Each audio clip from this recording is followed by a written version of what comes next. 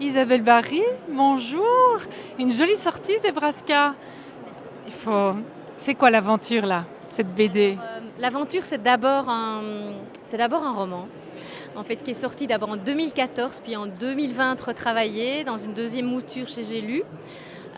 Et puis l'idée d'en faire une BD, pourquoi? Pour surtout s'adresser aux jeunes qui lisent, c'est vrai, de moins en moins. Il y a des gens qui me disent c'est pas vrai, mais si quand même, les études le prouvent et quand on va dans les classes, on s'en rend compte.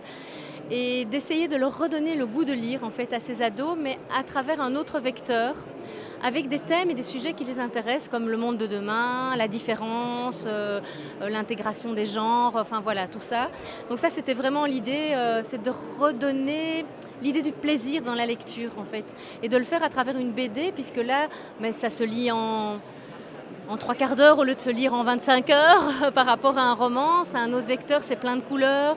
Mais les textes sont quand même un petit peu circonstanciés. Voilà, ce ne sont pas les blagues de Toto. J'aime beaucoup les blagues de Toto, mais je veux dire, c'est quand même du texte où il faut fournir un effort, où il y a des thématiques voilà, qui leur parlent. Donc c'est une vraie aventure. Et pour moi aussi, c'est une aventure de groupe et d'équipe.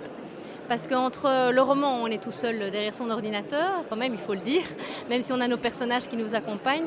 Mais ici, il y a quand même un co-scénariste, il y a un dessinateur, et donc il y a un vrai travail d'équipe. Et ça, j'ai trouvé vraiment génial.